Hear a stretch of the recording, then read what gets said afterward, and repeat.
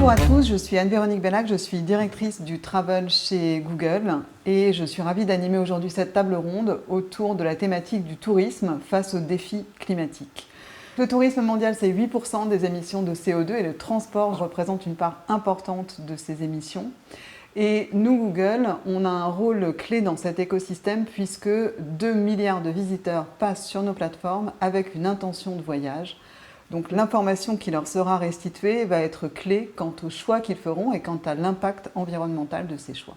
Aujourd'hui, pour évoquer cet enjeu du tourisme face aux défis climatiques, j'ai avec moi deux acteurs majeurs du transport et de la mobilité. Arnaud Coiffard. Arnaud, tu es directeur de la stratégie et de l'innovation chez eVoyageurs SNCF, que tu as rejoint en 2018 après une activité dans le conseil. Donc eVoyageurs SNCF, vous êtes en charge vraiment de la relation digitale avec le client qui permet en fait de trouver de l'information, de booker son voyage. Et tu es également professeur à Sciences Po où tu animes un cours autour des mobilités intelligentes. Tout à fait. Vincent Etchebert, tu es donc directeur du développement durable chez Air France. Donc tu as démarré toute ta carrière chez Air France. Plus récemment, tu étais directeur Air France Canada et Mexique. Et puis tu es rentré en France cet été où tu es depuis directeur du développement durable chez Air France. Bonjour, ravi d'être là. Merci. Donc ensemble, on va voir quels sont ces enjeux du tourisme, du voyage face aux défis climatiques et aussi comment ces enjeux viennent modifier à la fois votre approche technologique, votre approche produit, les solutions que vous offrez à vos consommateurs. Quelles sont justement ces solutions que vous mettez à disposition? Quelles sont les attentes des consommateurs? Comment elles ont évolué? Et puis, d'une manière un peu plus générale, comment le défi climatique vient modifier de manière profonde la stratégie de vos entreprises. Donc ma première question, en fait, on a souvent coutume d'opposer les modes de transport. On aurait d'un côté le train qui est le bon élève de la classe et de l'autre côté l'avion que plus régulièrement on pointe du doigt. Et pourtant, en fait, on voit qu'il y a vraiment une nécessité à collaborer, à la fois à collaborer ensemble, à collaborer aussi avec les pouvoirs publics. Est-ce que vous pouvez nous en dire un peu plus sur comment vous travaillez ensemble? Peut-être qu'on peut démarrer par toi, Arnaud. Oui, tout à fait. Merci pour la question. Donc, tu as évoqué le terme de collaboration et nous, on fait partie de ceux qui pensent qu'on ne pourra pas résoudre ce défi tout seul. De toute façon, les modes de transport sont multiples. La SNCF en opère une partie, Air France joue son rôle aussi et d'autres acteurs. On est persuadé que pour relever le challenge, de toute façon, il faut qu'on soit ensemble. Alors, comment ça s'incarne concrètement? Tu évoquais les pouvoirs publics. Le groupe SNCF et SNCF Voyageurs est engagé avec les acteurs régionaux dans le cadre des dessertes TER, avec l'Île-de-France dans le cadre de Transilien pour offrir toute cette mobilité. Ça, c'est plus le versant secteur public, si je puis dire. Nous, le rôle qu'on a à jouer dans le digital, c'est peut-être plus un rôle d'assemblage des offres et de mise en avant et d'accès aux offres pour les clients. Peut-être deux exemples assez simples. On a été assez précurseur sur Oui SNCF il y a maintenant quelques années en diversifiant nos modes de transport. On distribue aujourd'hui du bus et du covoiturage en complément du train. Et on a eu un deuxième acte fort en 2019 en lançant l'assistant SNCF, donc qui est aujourd'hui la première plateforme Mobility as a Service française et qui part en fait d'un constat assez simple qui est de mettre dans la poche de tous les clients dans la même application un bouquet de mobilité avec évidemment du ferroviaire, mais qui donne aussi accès au covoiturage, à l'autopartage, à des micro-mobilités en local. Et donc on pense que c'est en cumulant ces différents modes qu'on va réussir à faire un transport plus propre pour les clients. Et Vincent, côté Air France. D'accord avec ce que vient de dire Arnaud. Effectivement, pour agir sur l'environnement, en particulier dans le secteur des transports, il nous faut des efforts collectifs. Évidemment, l'avion et le train répondent à des attentes clients différentes, mais souvent complémentaires. Et c'est tout le sens du partenariat qu'on a avec la SNCF. Donc ça fait plus de 20 ans, pour information, qu'on est partenaire avec la SNCF, puisqu'on coproduit, on propose ensemble à nos clients un produit qui s'appelle Train Plus Air. Train Plus Air, c'est quoi? C'est une offre combinée d'un trajet en TGV sur le réseau domestique en connexion avec un avion moyen ou long courrier. Mais la nouveauté, si je puis dire, c'est qu'en 2020, on a décidé de lancer un projet de renforcement de ce partenariat qui inclut à la fois l'extension de ce produit sur plusieurs routes, sur plus de routes. Aujourd'hui, il y a 14 villes de province où on propose ce produit. L'idée, c'est d'aller beaucoup plus loin. Et en même temps, on travaille, c'est un projet passionnant, sur la digitalisation de ce produit. Aujourd'hui, un client qui a acheté un produit Train Plus Air doit par exemple se rendre à la gare pour retirer son titre de transport, demain, et quand je dis demain, c'est le plus vite possible, et on travaille pour un lancement de ce produit dans l'année à venir. L'idée, c'est d'avoir une expérience beaucoup plus dématérialisée, où le client va pouvoir avoir sur sa tablette, son iPhone, son e-billet qui inclut à la fois le train et l'avion. On travaille aussi sur d'autres axes de coopération qu'on espère pouvoir dévoiler très rapidement. Super, merci. Donc on voit que la collaboration est vraiment essentielle. Et maintenant, j'aimerais que vous nous parliez un peu plus spécifiquement des initiatives qui sont menées au sein de chacun de vos groupes. On va peut-être démarrer par toi, Arnaud. Oui, avec plaisir. Alors, des initiatives, on en a beaucoup dans ce domaine-là. Peut-être juste quelques exemples du coup spécifiques. Alors, d'abord sur la partie transport, on a évidemment le projet TGV-M, donc le TGV du futur, qui se déploiera à partir de 2024, qui parmi tout l'ensemble des bénéfices qu'il va apporter, va aussi apporter moins de consommation énergétique. C'est à peu près 20% de consommation en moins par rapport au parc actuel, donc ça c'est une vraie avancée. Et on n'oublie pas non plus le domaine régional, puisque le groupe SNCF et TER lance en 2023 un essai de rame à hydrogène dans 4 régions. Donc ça c'est aussi un acte assez fort pour rentrer et travailler aussi avec toute la filière hydrogène. Ça, c'est pour la partie transport. Le digital et le numérique duquel on s'occupe n'est évidemment pas en reste. On a été très fiers, il y a quelques mois, de lancer un projet qu'on appelle l'éco-comparateur, donc qui est tout à fait disponible aujourd'hui. J'invite tout le monde à aller sur SNCF pour l'observer. Alors, l'éco-comparateur, qu'est-ce que c'est ? C'est très simple. En un clic, on vous propose sur un ensemble de destinations et de trajets ou de routes parmi les plus plébiscités, de pouvoir comparer en fait les différents modes de transport sur différents indicateurs, évidemment la consommation énergétique, mais aussi des indicateurs de durée de parcours, parce que ça compte dans le choix, et aussi un indicateur qui est important pour nous, qui est celui qu'on appelle du temps utile, parce qu'on pense que le temps passé dans le TGV n'est pas le même que le temps passé à conduire une voiture. Il y en a un où on peut faire d'autres choses et l'autre on conduit. Donc l'idée c'était vraiment de mettre à disposition des clients cette information, et ça a été largement plébiscité. Ouais. Et du coup, je ferai peut-être le parallèle avec 2 lancements qui ont été annoncés chez Google récemment. Donc le premier, c'est dans Google Maps, une fonctionnalité qui permet vraiment à l'utilisateur de choisir parmi les différents trajets proposés celui qui a l'empreinte carbone la plus faible. On a aussi lancé Google Flight Search qui en fait permet aux utilisateurs d'aller comprendre l'empreinte carbone des vols qui leur sont proposés et donc de faire un choix éclairé. Vincent, du coup, est-ce que tu peux nous parler un peu des initiatives qui ont été lancées côté Air France ? Avec grand plaisir. Déjà peut-être pour remettre les choses un peu dans leur contexte du secteur aérien face à la crise climatique. Aujourd'hui, le secteur aérien, c'est 2 à 3% des émissions de CO2 au niveau mondial, ce qui peut paraître peu, ce qui est peu mathématiquement. Par contre, le problème ou le défi vient du fait que si on ne fait rien, si on ne fait pas assez, ces 2 à 3% peuvent devenir 20% en 2050. Ce qui serait potentiellement un des secteurs les plus émetteurs en termes d'émissions de CO2. Donc on ne veut pas que ça se réalise. Ça fait longtemps que Air France et qu'Air France KLM sont engagés en matière de développement durable. Depuis 2003, Air France fait partie du Global Compact des Nations Unies. Et donc depuis plusieurs années, on a mis en œuvre des actions fortes pour réduire le plus possible nos émissions de CO2. Alors ces leviers, il y en a 3 à court terme principaux. Le premier, c'est le renouvellement de la flotte. Pourquoi ? Parce que chaque avion de nouvelle génération qui entre dans notre flotte, c'est 20 à 25% d'émissions de CO2 en moins par rapport à l'avion qui le remplace. Donc aujourd'hui, c'est le levier en fait le plus efficace, celui qui a la réduction la plus grande. Deuxièmement, c'est des mesures d'écopilotage, c'est-à-dire que nos pilotes sont formés pour utiliser des trajectoires d'avion, et notamment en jouant sur l'altitude, les plus optimales, ce qui permet de réduire la consommation de carburant et donc les émissions de CO2. Et le troisième levier qu'on est en train de déployer, qu'on veut déployer au plus vite, ce sont les biocarburants. Les biocarburants, qu'est-ce que c'est ?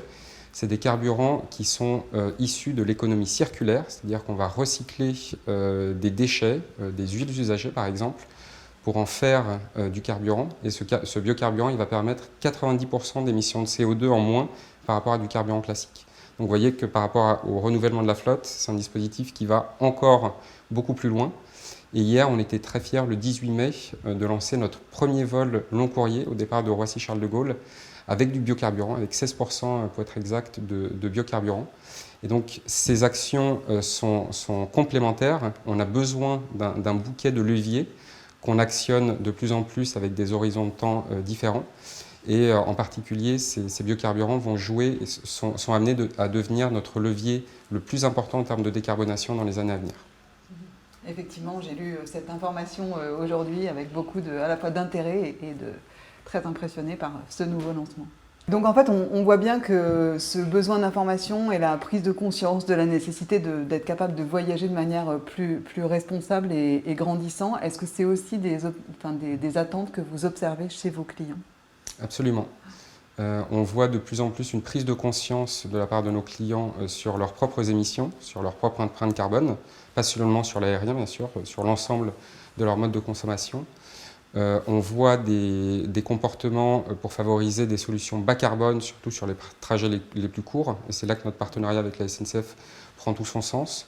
On voit aussi des changements de comportement pour réduire la fréquence de voyage à l'étranger et avoir peut-être moins de voyages et rester plus longtemps sur place. Et on voit enfin, c'est une marque et un engagement fort de la part de nos clients, on voit leur volonté d'avoir une action sur l'empreinte carbone générée par leur voyage.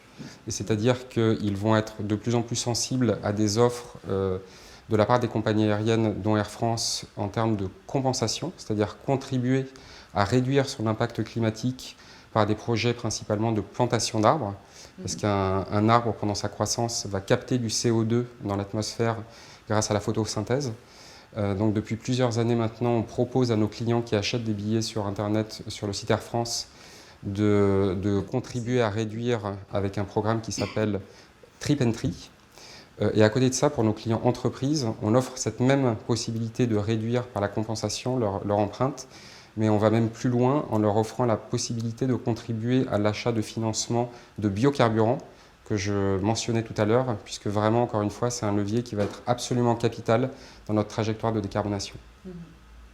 Et côté SNCF, est-ce qu'on voit les mêmes attentes des clients et comment elles se manifestent ? Oui, tout à fait, on observe les mêmes attentes. Et d'ailleurs, je pense qu'au-delà de nos deux entreprises, le problème, en tout cas le sujet est même général. Il y a aujourd'hui un Français sur deux qui déclare globalement qu'il manque d'informations pour être capable d'orienter sa consommation au sens large, qu'il s'agisse de biens de consommation, de mobilité, de transport, de manière éclairée, comme tu le disais. Donc ça, c'est très prégnant. Nous, on le ressent aussi par les différents capteurs qu'on a par nos activités sur les réseaux sociaux. Déjà, premièrement, on est régulièrement interrogé positivement pour comprendre l'impact environnemental du train par rapport à d'autres modes et apporter de l'information sur ce sujet. J'évoquais l'éco-comparateur, on a été, honnêtement le résultat a été au-delà de nos espérances, puisque dès la première semaine on a eu plus de 10 000 requêtes et consultations sur cet outil-là, donc dès les premiers jours ça a été un mouvement assez massif, assez général, donc c'est quelque chose qu'on constate. Peut-être dernier point, on lance ces jours-ci, on relance en tout cas, comme vous le savez, des trains de nuit, notamment sur la destination Paris-Nice. Là aussi, donc, c'est une offre qui redémarre, qui est assez récente, mais sur laquelle on voit que les voyageurs sont au rendez-vous, et notamment les jeunes, qui ont une appétence particulière sur ce type de mobilité décarbonée. Et donc en fait, on voit vraiment, et tu le mentionnes, qu'il y a à la fois des attentes des consommateurs qui sont là, il y a de vraies actions, de vrais projets avec des impacts. Vient ensuite le sujet de la communication. Comment on gère la communication pour du coup faire bien passer auprès de vos clients les initiatives qui ont été faites et en même temps ne pas être taxé de greenwashing ? Comment on gère ça, Vincent ? Pour nous, les clés d'une communication, on va dire, à la hauteur sur ces enjeux du développement durable et du changement climatique, il y a plusieurs clés. D'abord, la rigueur scientifique. Si on veut être sérieux sur le climat, il faut se baser sur ce que disent et étudient les experts, notamment le Conseil pour le climat, le GIEC. Et c'est le but, en fait, quand on travaille sur nos trajectoires, de s'appuyer sur ces données scientifiques avérées. On travaille également avec l'ADEME, par exemple, dans la définition de nos trajectoires. Donc ça, c'est vraiment la base. Et c'est aussi la base pour être crédible sur ces sujets-là. L'autre chose, c'est la transparence. Donc, encore une fois, donner de manière transparente les informations, en particulier sur leur empreinte carbone, par leurs différents trajets à nos clients. Encore une fois, également le faire de manière compréhensible et palpable pour eux, c'est-à-dire en retranscrivant aussi ces émissions en termes de comparaison avec des choses qu'ils peuvent vraiment mesurer. Ensuite, en termes de communication, on veut aussi, et depuis déjà 2-3 ans, on soutient pleinement et on engage aussi nos clients vers le voyage responsable. Et donc pour ça, on travaille notamment en dehors de nos propres canaux de communication. On participe à des alliances, par exemple l'alliance de l'Union des marques qui s'appelle FAIR, ou l'alliance ACT de Entreprises pour l'environnement, et qui va accompagner un mouvement qui est essentiel, qui est la transition de la publicité, des communications vers des modes de consommation qui seront plus respectueux de l'environnement et plus en ligne avec des trajectoires à moins de 2 degrés à la fin du siècle. Et côté SNCF, comment vous gérez ce sujet de la communication tout en évitant le greenwashing? Tout à fait. Alors, tu mentionnais le terme de greenwashing. Alors là-dessus, on est relativement à l'aise parce qu'on a la conviction que le service que l'on rend et que le métier que l'on fait est par essence et nativement écologique. Ça ne veut pas dire qu'on n'émet aucun gaz à effet de serre, bien évidemment, et on travaille à le réduire, comme je l'ai dit. Mais en tous les cas, on pense que le train est une des solutions, pas la seule, mais est une des solutions au sujet qu'on évoque. Et on se dit même d'ailleurs dans le contexte actuel qu'on n'en a peut-être pas fait assez. Tu parlais de la communication. C'est peut-être une évidence, mais il y a peut-être encore certains publics ou certaines clientèles qui n'ont pas forcément aujourd'hui cette vision sur les bénéfices environnementaux du train. Donc il faut qu'on continue à le déployer. Là-dessus, on a toute une gamme d'actions, je vais pas toutes les citer, mais tu évoquais, Vincent, la logique de la rigueur scientifique. Nous, pour le coup, on travaille beaucoup justement avec l'ADEME aussi, je parlais de l'éco-comparateur, pour donner une information qui soit objective et claire. Et on a aussi un ensemble d'éléments de communication, j'ai envie de dire, auprès de nos clientèles. Typiquement, il y a 1 an, on avait fait un bilan carbone personnalisé sur les déplacements toute l'année, que chaque client recevait dans une newsletter. Et donc ça aussi, c'est des manières de communiquer de manière personnalisée et incarnée auprès de nos clients.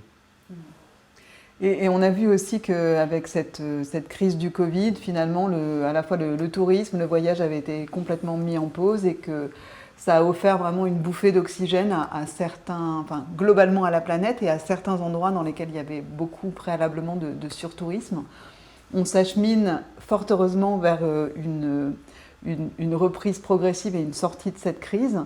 Comment en fait, et c'est intéressant d'avoir vos 2 points de vue, comment on fait pour concilier à la fois reprise économique et responsabilité environnementale? Alors c'est un vaste sujet. Nous, on pense que c'est conciliable. C'est la première bonne nouvelle. On l'a vu d'ailleurs l'été dernier, puisqu'on a eu une fréquentation importante, et notamment sur le territoire français. Donc on a eu, entre guillemets, reprise, c'est-à-dire qu'on a eu toute une irrigation de l'activité dans les territoires, et qui a aussi été possible par des modes, notamment ferroviaires, pas que, mais aussi ferroviaires. Et je rappelle juste un chiffre aussi, le ferroviaire aujourd'hui, c'est à peu près 10% des transports et 10% des déplacements. Ce que ça veut dire, c'est qu'on a 90% de marge à aller conquérir. Donc, on a encore beaucoup d'espace pour concilier plus de mobilité avec aussi mieux de mobilité et plus d'environnement. Et chez Air France, comment on voit cette conciliation de reprise et responsabilité environnementale? Excellente question. Le défi, en particulier pour l'aérien, c'est que la reprise économique et la reprise du trafic ne se fasse pas avec une reprise équivalente des émissions de CO2. Et c'est absolument fondamental en termes d'engagement de l'aérien et de pouvoir être sur des trajectoires qui soient conciliables avec les accords de Paris. Si on regarde ce qui a été fait dans le passé, si on regarde côté Air France, on est, on va dire, bien engagé. Entre 2005 et 2019, on a réduit nos émissions de CO2 en valeur absolue de 6%, alors qu'on avait un trafic qui augmentait de 32%. Donc on arrive à décorréler les 2 choses, trafic et émissions. Si on regarde au niveau du secteur, par contre, ce n'est pas le cas. Et c'est même pas le cas au niveau mondial, puisque en 2005 et 2019, les émissions n'ont pas baissé, mais ont augmenté de 40%. Le secteur a une target, une cible de réduire de moitié ses émissions en 2050 par rapport à 2005. Pour l'instant, entre 2005 et 2019, ce n'est pas le chemin qui a été pris. Et donc, il est absolument urgent d'agir et d'accélérer les efforts au niveau du secteur. Et nous, en tant qu'Air France, on a évidemment nos trajectoires, on a nos engagements, mais on veut aussi pleinement participer et même être un leader au sein du secteur aérien pour s'assurer qu'il soit conforme avec les trajectoires nécessaires de décarbonation. Pour revenir sur Air France spécifiquement, on a une trajectoire qui s'inscrit premièrement sur le réseau domestique en lien avec la stratégie nationale bas carbone. On est conforme à la stratégie nationale bas carbone et aux objectifs qui seront fixés à 2050. On a une cible de réduire de moitié nos émissions sur le domestique en 2024 par rapport à 2019, grâce notamment à des leviers comme le développement de l'intermodalité sur lequel on travaille avec la SNCF. Et encore une fois, je me permets d'y revenir parce que c'est un point qui est absolument crucial pour Air France et pour le secteur aérien.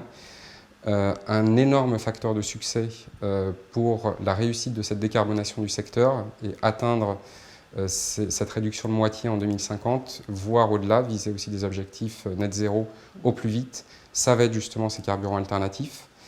Je ne l'ai pas mentionné tout à l'heure, mais il y a 2 grands défis avec ces carburants alternatifs. Il y a une très faible production. Aujourd'hui, en 2019, quand vous voyez l'ensemble de l'utilisation de carburant au niveau de l'aviation mondiale, les biocarburants, c'était 0,01%. Donc c'est absolument beaucoup trop faible par rapport aux enjeux. Et les prix qui sont aussi aujourd'hui 4 à 5 fois supérieurs au kérosène. Donc on a une véritable mobilisation à avoir de la part de tous les acteurs publics, justement pour permettre de réduire le prix entre le kérosène et ces biocarburants, mais aussi constructeurs, motoristes. Et c'est pour ça que l'opération du 18 mai était si importante de notre point de vue, parce que c'est en partenariat avec Airbus, avec Aéroports de Paris et avec Total, parce que c'est un effort de toute la filière qu'il faut développer pour pouvoir atteindre, encore une fois, ces objectifs importants et absolument nécessaires de décarbonation du transport aérien.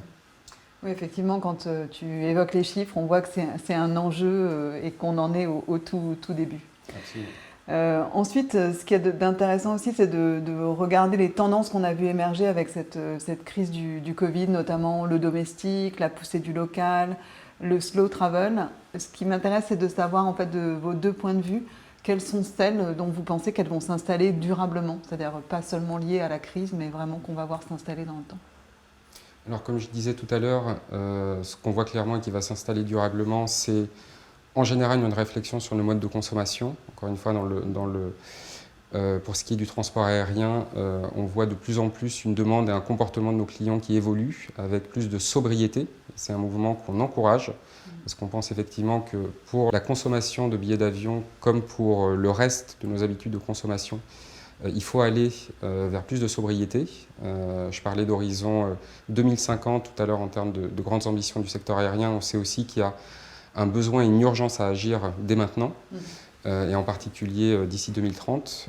Donc on encourage pleinement ces modes de réflexion et d'évolution. Encore une fois, sur les connexions en particulier, sur les trajets les plus courts et le long ou le moyen courrier, on voit aussi de plus en plus d'appétence, et on veut être en rendez-vous avec la SNCF pour le proposer, à des combinaisons de solutions bas carbone et l'avion quand une alternative bas carbone n'existe pas.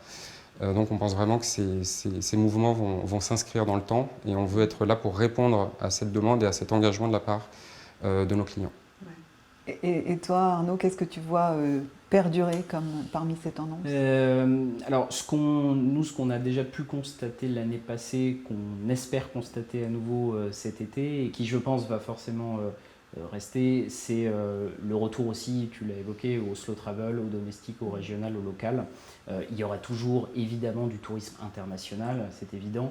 Il reprendra sûrement sa route en sortie de crise. Néanmoins, cette redécouverte, ces 2 étés, le premier est passé, le deuxième est à venir, mais ces 2 étés qu'on imagine très français en termes de destination et de fréquentation, ils vont forcément laisser quelque chose, en tout cas nous on le pense, et on l'a vu dans tout ce qui est requête, consultation et achat, notamment sur les trains régionaux. Le TER a fait de très très belles performances en fréquentation et en vente l'été dernier, et même là, avec les ponts des mois de mai et le mois de juin, on voit aussi beaucoup d'appétence sur ce type de mobilité. Donc ça, c'est un premier sujet. Le deuxième, qui n'est pas forcément directement lié au domaine du développement durable, mais qui pose des questions, est celui de la dernière minute, qui pour le coup est important, en tout cas que nous on constate très très fortement dans le domaine touristique et travel. Je dis qu'il n'est pas directement lié au développement durable parce qu'on pourrait se dire qu'il n'y a pas forcément d'implication. En fait, nous, celle que l'on voit, c'est que plus on s'oriente vers un booking last minute, plus finalement le nombre de combinatoires, d'options, d'itinéraires ou de modes disponibles se réduit quand même mécaniquement. Donc ce qu'il faut qu'on arrive à faire, c'est prendre en compte l'aspiration des clients à booker tardivement, tout en leur garantissant une forme de flexibilité qui permet de garder quand même des modes propres et combinés dans ce qu'on leur propose. Ça, c'est un des challenges qu'on aura pour les années à venir. Très bien. Mais en fait, on voit vraiment peut-être en conclusion que cette crise sanitaire, elle a accéléré des transformations qui étaient déjà présentes, mais qui du coup ont obligé les entreprises que vous représentez, mais je pense l'ensemble du secteur, à accélérer sa mutation. Et que du coup la prise de conscience est là, qu'on a de vraies attentes côté client qui émergent. Et ce qui est super rassurant, c'est de voir à quel point vos deux entreprises ont pris la mesure de ces changements et les innovations qui en résultent. Donc merci à tous les deux. Merci.